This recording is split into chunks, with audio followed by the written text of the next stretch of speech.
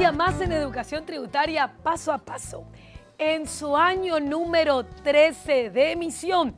¿Y qué vamos a hablar hoy? La renta personal del 2017 y del 2018. Recuerdan que habíamos hablado justamente de la reconciliación tributaria. ¿Cómo podíamos ponernos de acuerdo? Tantas veces hablamos de este tema. Bueno, este programa es presentado gracias a los auspicios de la Facultad Fotrien y también a los estudios contables, jurídicos y auditoras que ustedes están viendo en su pantalla, que se han comprometido con la educación del país, con la formalización de la economía, con luchar por el respeto de todos los contribuyentes y que de una u otra manera justamente se ha logrado y han sido partícipes justamente de todos los que son lo que vamos a hablar hoy, qué se llegó y cómo vamos a pagar el impuesto a la renta personal.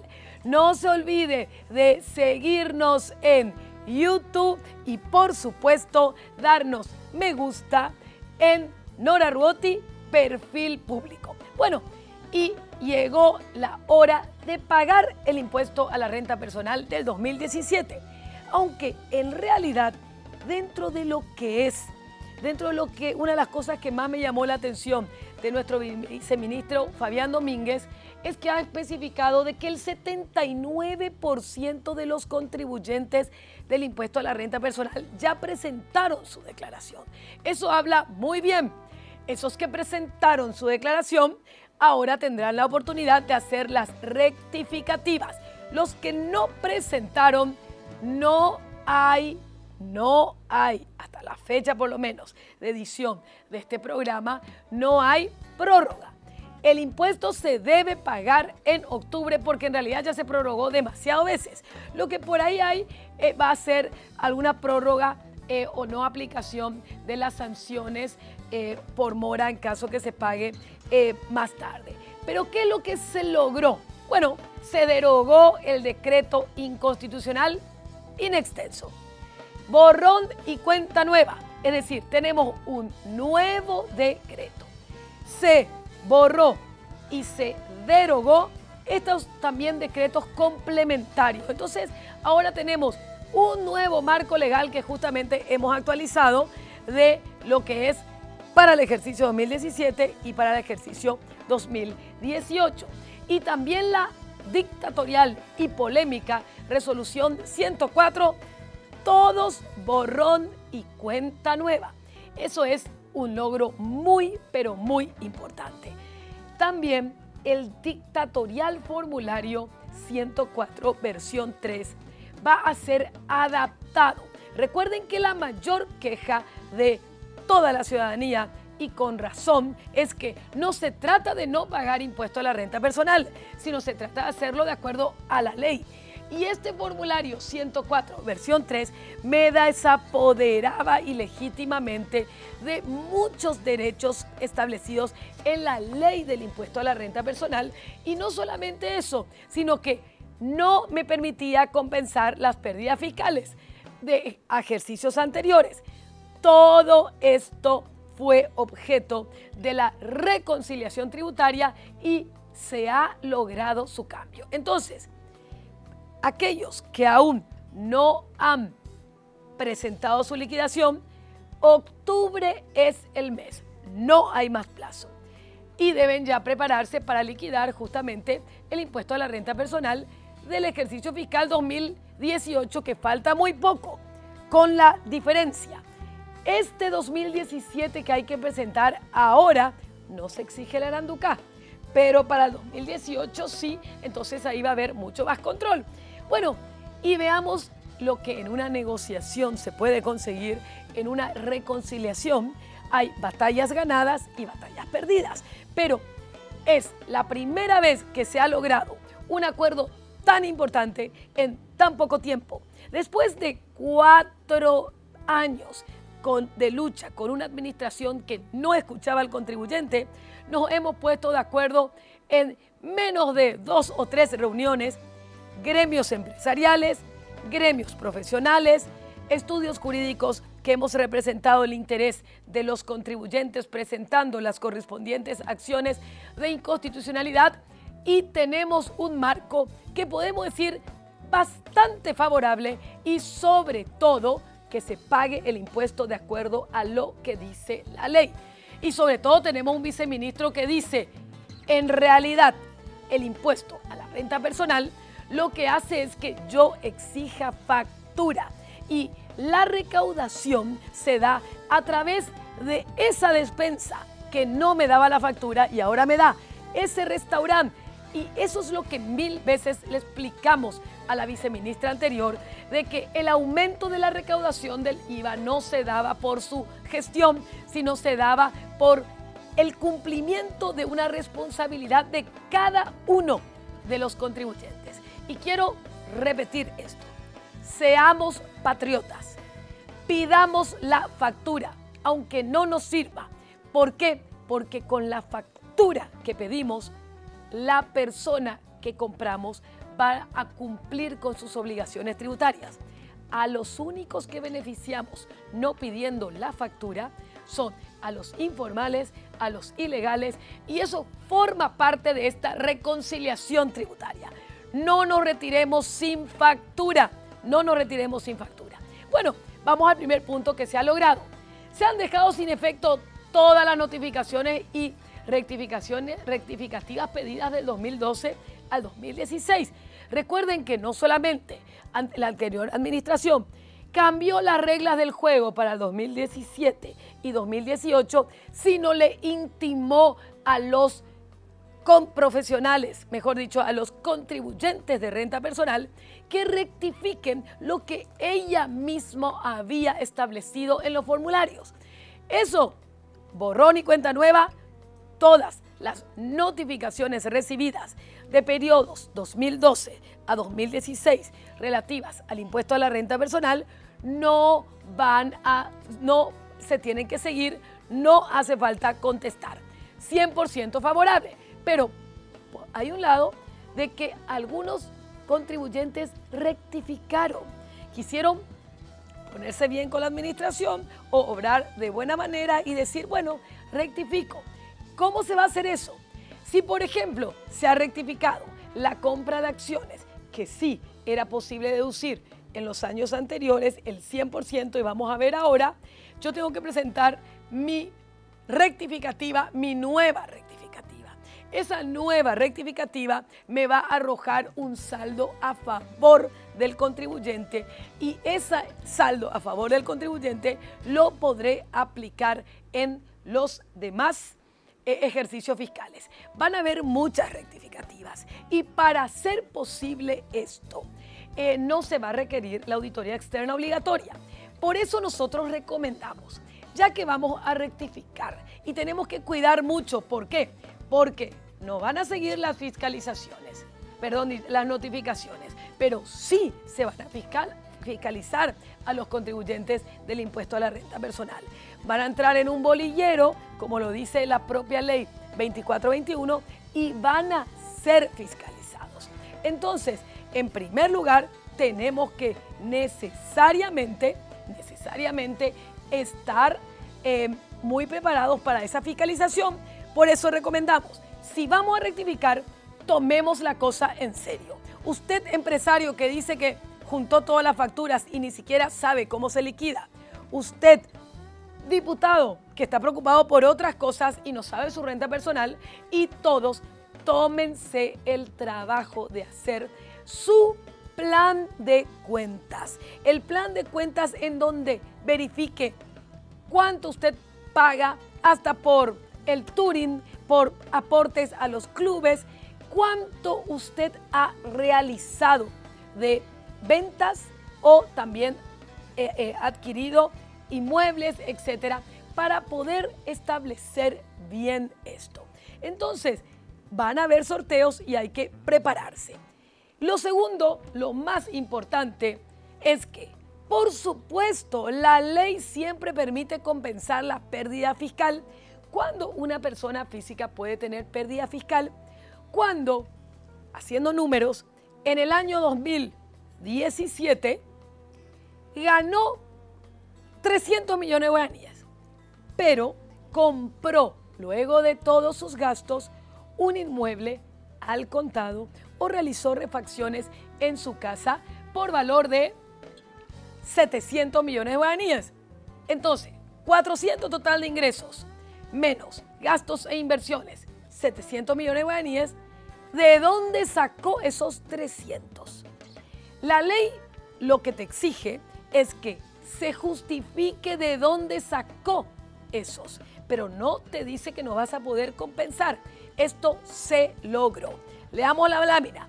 Se va a permitir compensar la pérdida fiscal de ejercicios anteriores, y ahí donde el formulario decía pérdida fiscal no arrastrable, va a decir pérdida fiscal arrastrable. Entonces, la dictadura del formulario se acabó. 100% favorable, pero mucho cuidado. La SED, en uso de sus facultades, el artículo 13 de la ley 2421, obliga a toda persona física justificar de dónde ha sacado el dinero. Ese auto que dice X persona que le regalaron, tiene que justificar, porque de lo contrario se va a considerar que usted le compró con dinero que recibió de cualquier tipo de arte u oficio o profesión o servicio personal y que no facturó, porque difícil que, si no puede justificar que le regaló, por supuesto, quien le regaló, el fisco va a considerar que viene de un trabajo personal. Entonces, 100% favorable, pero prepárense para las fiscalizaciones. ¿Qué le parece si a la vuelta del corte justamente continuamos con más educación tributaria paso a paso?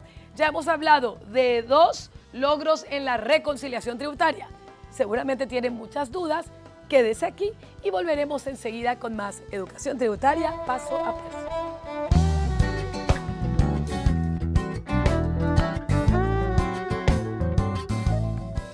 Atención, abogados, contadores, empresarios e interesados en general. El libro que usted estaba esperando, El Derecho Laboral y su relación con el derecho tributario.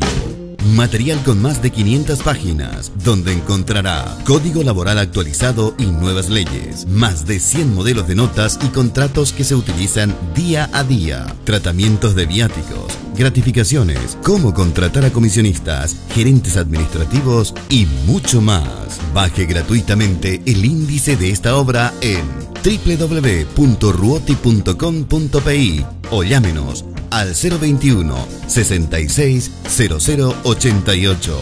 Emprendimientos Nora Ruoti, una empresa que apunta a la educación.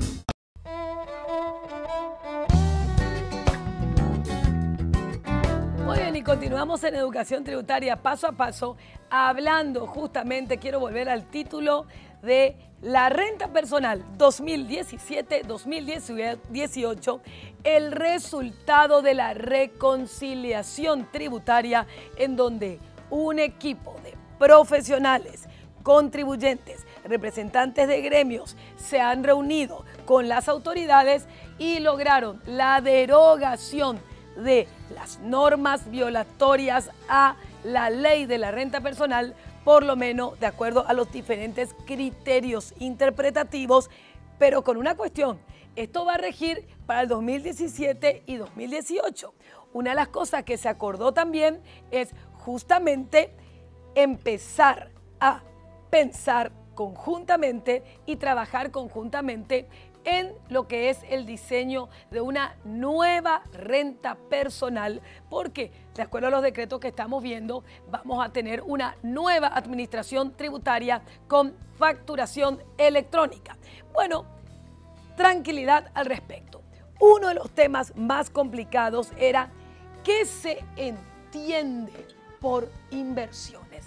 Resulta que en materia tributaria el concepto de inversiones puede ser diferente, no son cuestiones tajantes. Entonces, en este decreto se aclaró, muy importante, que solamente son hechos generadores lo que están en la ley, porque en la anterior administración tributaria decía y cualquier otro ingreso que obtenga el contribuyente, es decir, se quedó aclarado que solamente los 5 hechos generadores que están en la ley son los ingresos por los que tengo que pagar impuestos. se quedó también bastante aclarado que las inversiones se entienden en su concepto económico. Gastos, o mejor dicho, erogaciones que yo realizo con el objetivo de, a corto, largo o mediano plazo, obtener un lucro, como son, por ejemplo, compra de inmuebles, construcciones, remodelaciones. La inversión también es salud, porque si no tengo salud no puedo generar nuevos ingresos. Capacitación, exceptuando algunos bienes de lujo que en realidad no se hacen como para poder producir nueva generación de la renta. Es decir, de la lista de años anteriores, esta línea está reducida, contempla los puntos más relevantes y sobre todo se adecua a lo que es la inversión general. Y viene ahí el tema famoso de los dividendos, de la compra en acciones. ¿Qué es? Seguramente el tema que atañe a los aproximadamente 15% de personas que no han presentado aún su declaración. Pero los demás se veían perjudicados por la no compensación de pérdida fiscal y sobre todo por un principio importantísimo que no se puede cambiar la ley del Parlamento por un decreto. ¿Cómo quedó el tema de la compra de acciones, los aportes de capital, etcétera? Se quedó una postura razonable. Se permite deducir el 50% del valor de las compras de las acciones o cuotas partes de sociedades constituidas en Paraguay. ¿Por qué el 50%?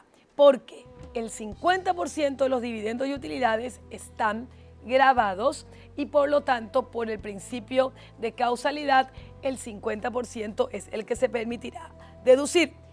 Pero ahí hay que tener en cuenta mucho cuidado con el tema también del en qué momento.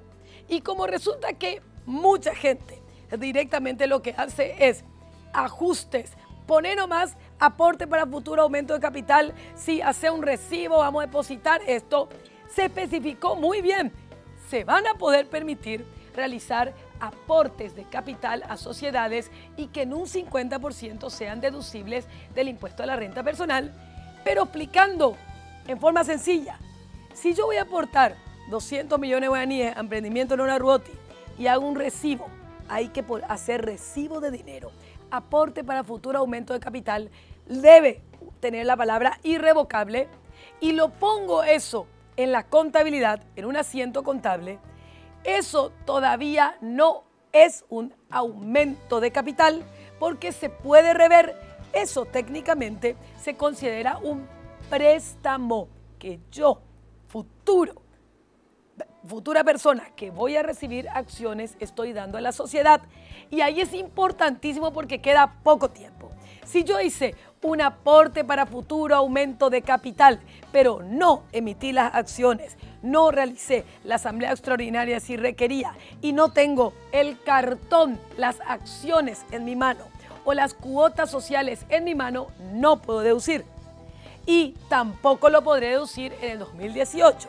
De ahí que quedan pocos meses para que todo lo que hicieron simplemente aporte para futuro aumento de capital y tienen en un recibo y no suscribieron e integraron las acciones o no se emitieron las acciones, puedan deducir.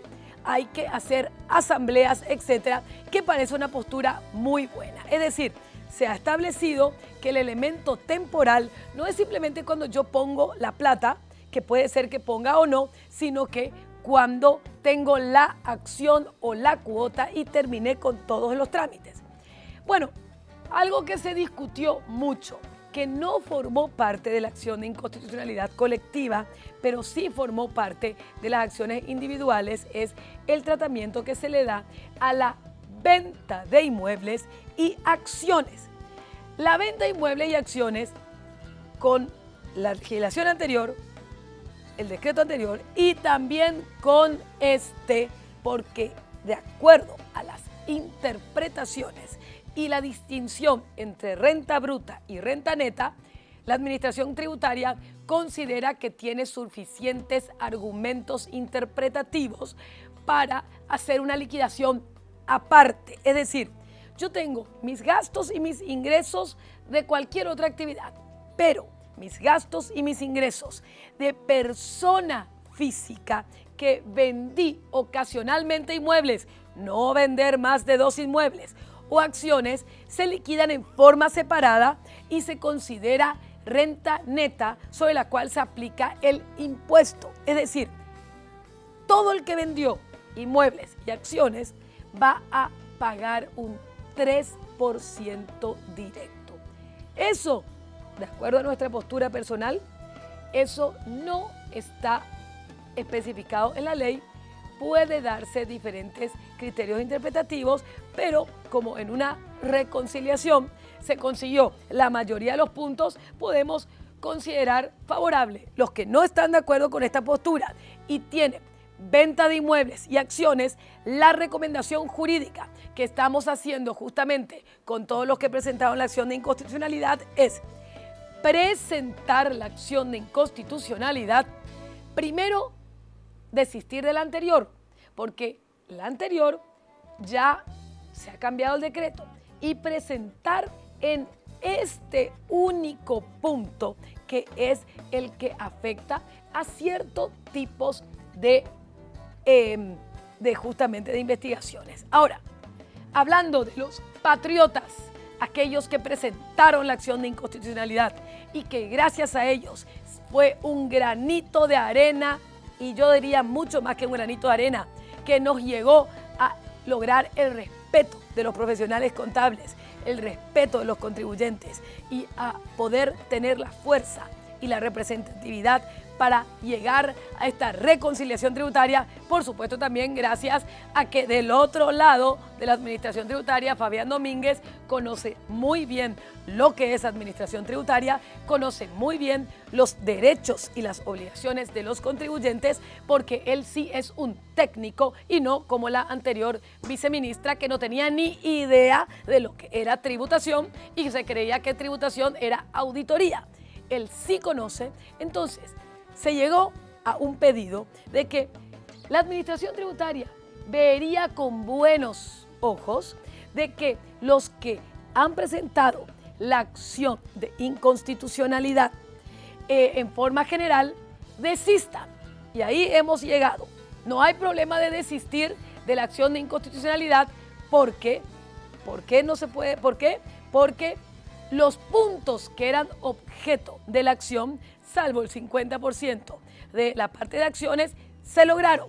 Pero lo que no vamos a desistir son las investigaciones y las acciones judiciales y no judiciales a fin de investigar a Marta González. Y ahí se habló justamente de que la investigación para Marta González iría en diferentes aspectos que son públicos y que la ciudadanía también lo sabe.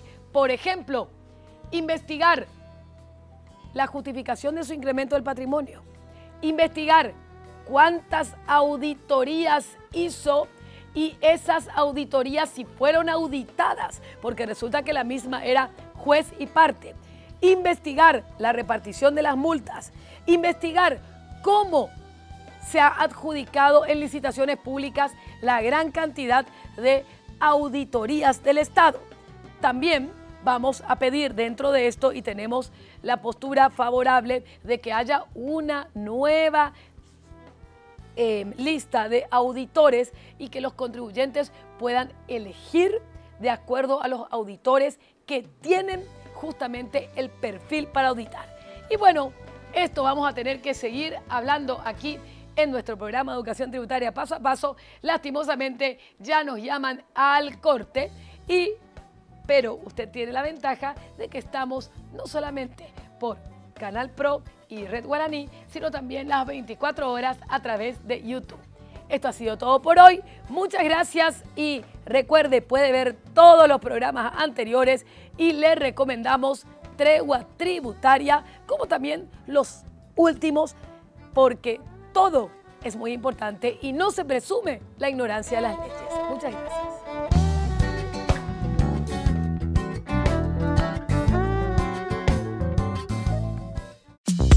Villa Jardín, residencia de lujo para eventos especiales. Le proponemos un lugar único para sus fiestas, eventos y recepciones de primer nivel en la nueva zona de eventos y convenciones. Un lugar ideal para bodas, 15 años, colaciones, reuniones empresariales, desfiles y mucho más. Villa Jardín, residencia de lujo para eventos especiales.